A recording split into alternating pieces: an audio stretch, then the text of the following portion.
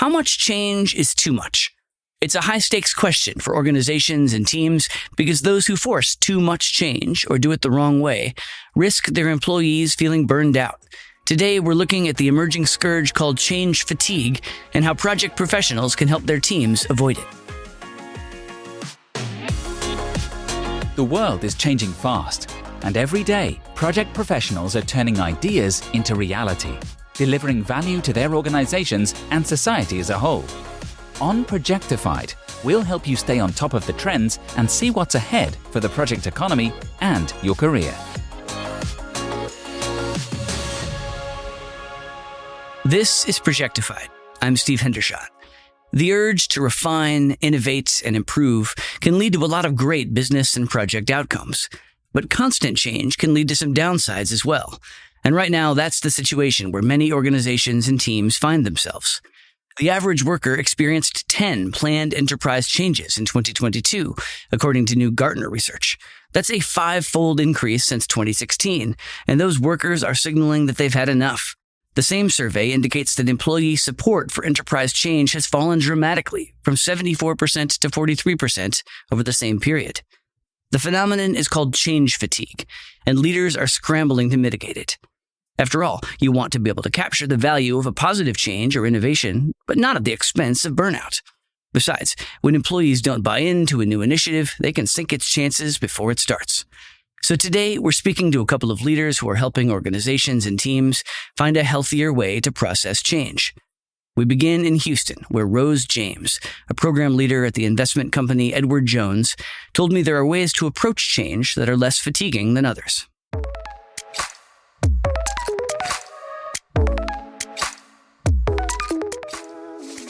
Rose, let's start with a definition around the topic of burnout, when it exceeds the standard Friday afternoon or late Tuesday night frustration that we can all feel on a week-to-week basis. What is burnout, and what does it look like when it reaches something more serious that influences someone's broader well-being and ability to do their job? So, Steve, burnout is a work-related stress syndrome resulting from chronic exposure to job stress. But to your question, how do you find it different from regular exhaustion? It's interesting that you'd ask the question that way, because psychology today defines burnout as the state of chronic stress that leads to exhaustion and also detachment and feelings of ineffectiveness.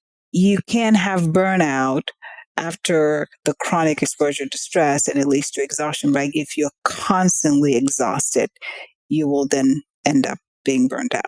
What are the symptoms? Like, what does that look like? Is it when I show up first thing in the morning, I'm already exhausted and don't want to be there? When do I know that I'm in danger of this, not just momentary thing, but the syndrome? What a great question.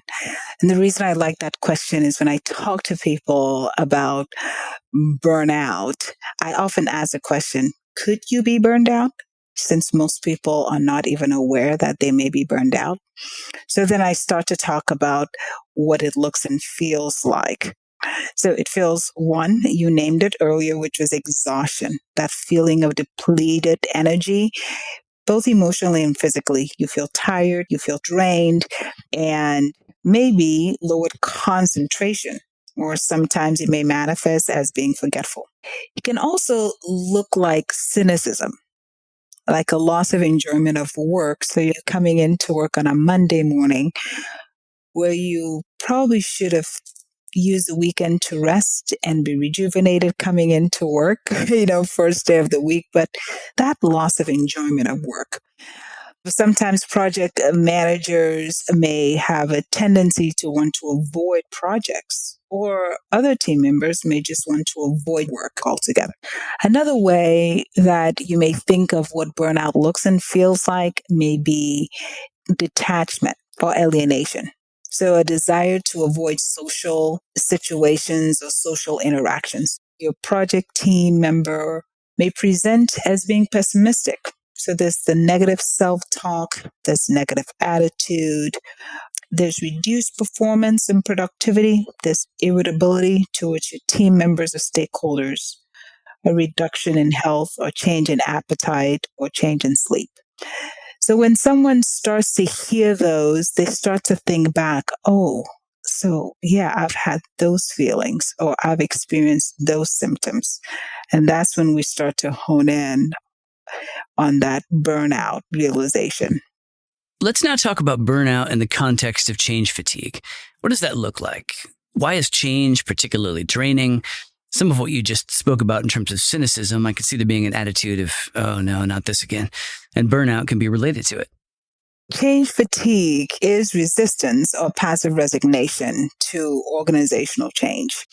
And how it would show up would be when there's constant change, or you as an employee may feel bombarded with constant change, right? Like one change after another. You nailed it when you said, oh, not change again. It's stressful. There's the exhaustion that comes with too much change or too frequent change.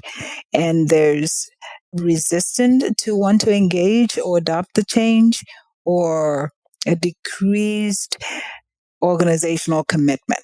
So you're like, I don't want to be a part of it. And then there's apathy as well. So we've talked about symptoms and warning signs. Now let's walk through a hypothetical, like a merger and acquisition. Employees face a lot of change in this scenario. What are the keys to opening the door to someone saying, all right, this is going to be hard and I'm not excited about it, but I'm willing, versus I can't deal with this anymore? You make a great point. So process change would be embedded in an M&A change. Absorbing another company, you're absorbing assets, that's one. But two, you're absorbing new processes, right? Because you may have duplication of process, you may have duplication of duties. So now identifying which of these processes do we need to retain? You want to either craft a new process or hold on to one process. And then you have system changes. You're right. M&A is a perfect example of change that can be overwhelming. But how do you effectively ensure that the change is managed well? There's a body called Mind Tools, and they talk about change management. If you apply these 4 principles that we're about to talk about, you can at least ensure the right path to successful adoption of change and the organization as well, not experiencing fatigue or burnout.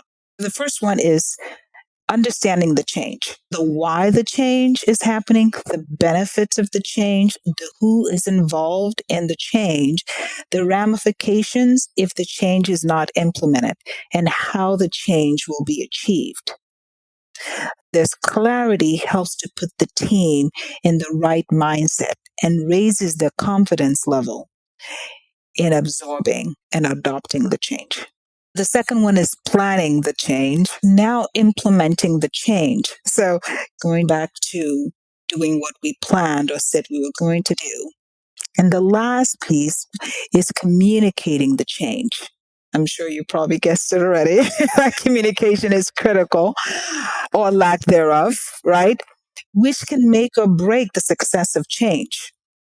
Effectively communicating the change is a critical component, as the intended change needs to be clear so the people who are involved in the change can easily visualize it, understand, and there's no open questions in their minds about what's happening. How long does this process take? Is there a magic number? I would say it's both an art and a science. There's no magic number. I think every organization is different, and every change that you're trying to implement is different. The change that you're trying to implement this time may be different from the previous change. So I think what's critical is to really do an assessment of the organization to come up with the right levers to pull. Okay, the team is overly fatigued because they have been working nonstop on a system implementation. They were burning the candles at both ends, which I highly don't recommend. They were working nights to push a new system into prod or a new change into prod. Yeah, give them some time off, right? And then have them come back. You can inform that there's a change coming, but not make it complicated. That's where the roadmap comes into play. Having that forward outlook of what are we looking to accomplish in the next 6 months, the next year, or 2 years. And it is helpful if that is communicated and made visible to the entire organization so they can wrap their minds around it. Thinking about when to activate the next body of work is important by looking at the current situation of the team. That is, I would say, the best way of leveraging that art and science to know exactly when to communicate the next body of work that needs to take place. That was great advice for how to best manage this in a team or organizational situation that's not already ripe with change fatigue. But what do you do if you're trying to move forward with a team that is already suffering from past change? That's a toughie, right? In my career, I've often walked into an organization from consulting perspective to implement new change when the team is already burned out. The interesting thing is trying to figure out what's happened in the past, right? Sitting down with the leaders, and I would often kind of walk through this interview. Tell me where your organization has been in the past year, past 6 months. That way I can understand the mindset of the team. Based on that, I can tell if the team is likely to be in a state of burnout or not. And I'll ask the question, do you think your team might be burned out? Obviously, most people don't even know what burnout is, right? So it's hard for leaders to be able to effectively and accurately answer that question. But then when I meet with the team, I'm also able to assess if they're burned out or not. And if they are in a state of burnout, I kind of take two-step approach in combating and helping them recover from burnout as much as I can. Okay, walk me through that process. What do those steps include? So I break it into two sets. There's the mindset piece, and then there's the behavioral piece. From a mindset piece, one, it's making sure that they take frequent breaks from the work just to help the mind relax. And then two, it's allowing them to reframe threats as challenges. Because when you are in a burnout state, your mind tends to see challenges as threats or little mishaps as huge threats. And then from the leadership perspective, I try to work with the leaders to reset their own thinking. There's a phrase I like that says pressure doesn't always create diamonds. Stress cracks. If you put too much pressure on the team to achieve the goal too fast or to implement the change too fast or frequent changes, your team is going to crack. So both from a leadership and employee perspective, that's how I work on the mindset piece. And then from the behavior piece, I know this is going to be hard, but teaching the team how to learn to say no tactfully, right? So how do you do that? Bringing your current list of initiatives and presenting that to the leaders and expressing that if we add more to this to-do board, our output is going to suffer. The quality of our output is going to be diminished. Another way that I've done this on the behavior side is really teaching both leaders and the team members how to identify stressors that they can or cannot control. Because we have both external and internal factors that causes stress that leads to burnout and fatigue. Those elements in the external column are things that we cannot control, but the high demands for change or time pressure. So a leader can control that, but maybe a team member, an employee cannot control that. Now, the internal factor that a team member can control is a high need for perfectionism or strong need for recognition or wanting to please others. Those you can control. Teaching the two groups how to change behavior by identifying stressors they can and cannot control.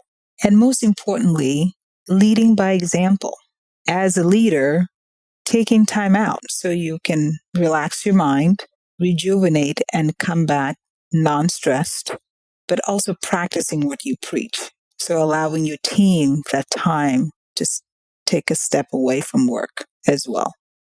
Most of what we've covered so far is how can you as a project leader help your team avoid change fatigue?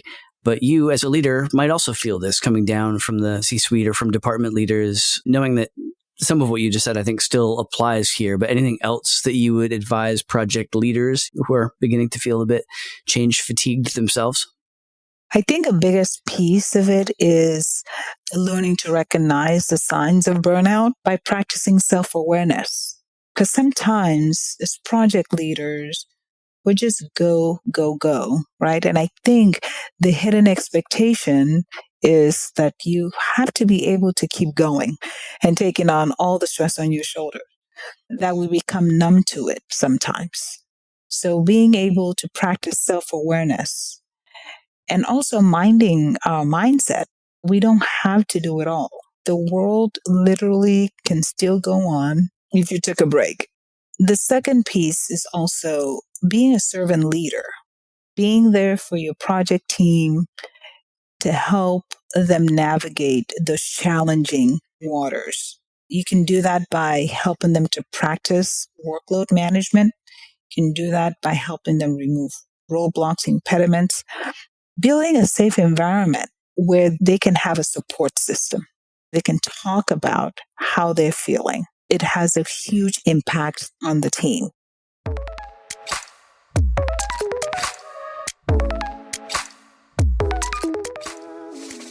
Change isn't just going to stop, but project leaders and their organizations can take steps to better support teams during times of transition.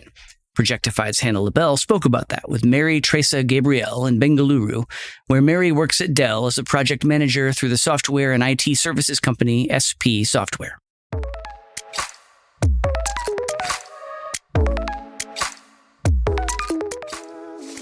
Okay, Mary. So this episode is all about burnout and change fatigue. Let's start with talking about what's at stake. How can having team members or even project leaders who are burned out on change affect the team as well as the projects that they're working on? That's a great question to start with, Hannah. So, as managers, we all want to do the right thing for our team. Let's imagine a game of Jenga. So, each team member represents a block in the tower, and the project itself is like an entire Jenga tower. When one block gets burnout, that means one team member gets burnout, it becomes wobbly and shaky, and it risks collapsing the entire tower, taking the whole tower down, which means taking the whole project down with it. So, as managers, we come up like the steady hand to try to make sure that we carefully remove and replace all those little shaky blocks so that our tower remains stable. But what if our hands are also very shaky due to the burnout that we face? It becomes very challenging for us to keep the tower stable. The more burned out blocks that we have in our team, the more uncertain the tower becomes, which actually leads the project to maybe become unsuccessful too. That's a great analogy. So let's stick with it. What can cause those blocks or hands to get shaky? What are some of the typical causes of burnout or change fatigue? Change burnout is a complex issue which can be influenced by a combination of factors. So, first things first, we are not having a clear direction. So, when a change happens at a team level or organization level, the team members are not very sure about the goal or the purpose or vision of the change that is being implemented, which can actually lead out to burnout. So, without a clear direction, they may feel a little lost, confused, and struggle to find the real meaning of what they are doing. Mm-hmm. Another cause that I would actually say is inadequate training and development.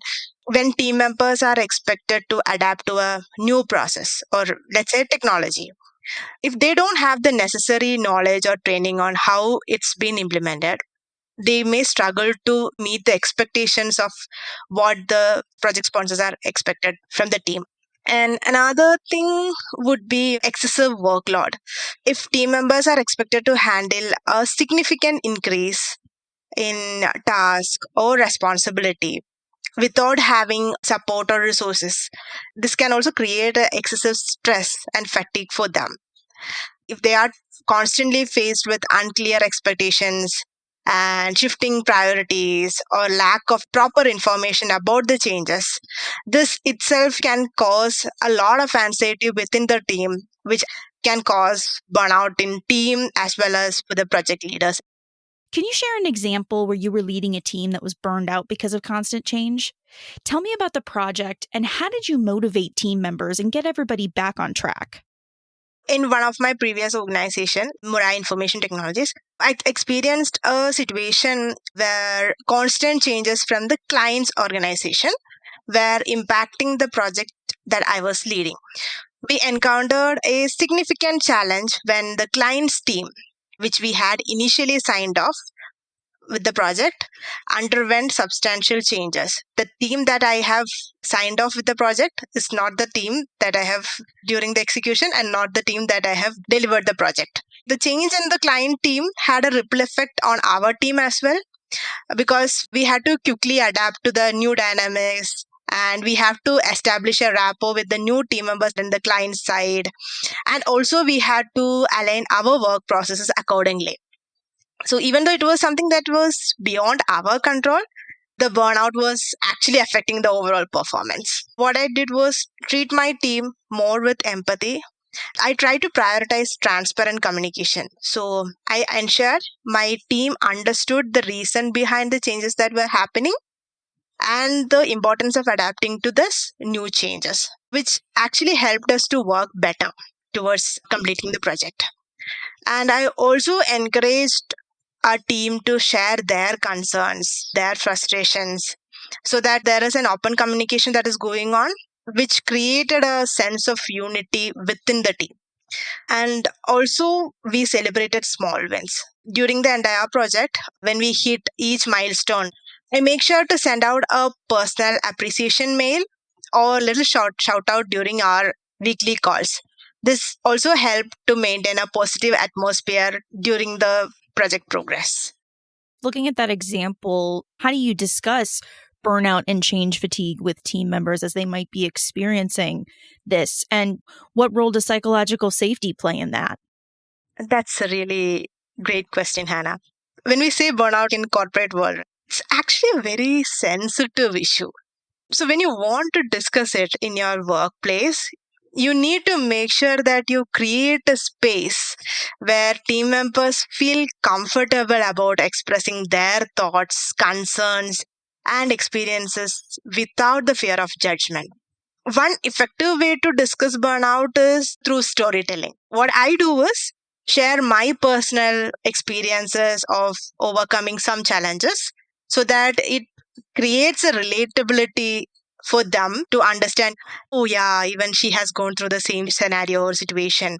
This actually helps them to connect emotionally with us and also understand they are not alone in their journey or they're not going alone in their struggles.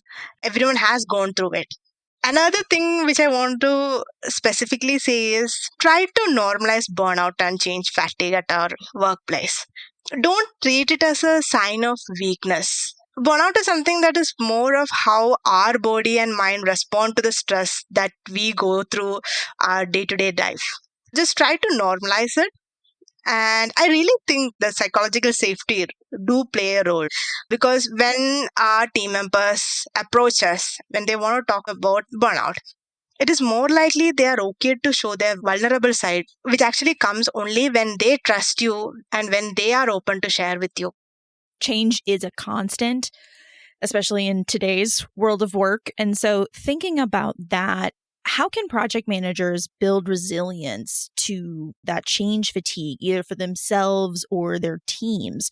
What are some steps project managers can take to better prepare their teams for change or lead them through it while trying to really keep that burnout at bay?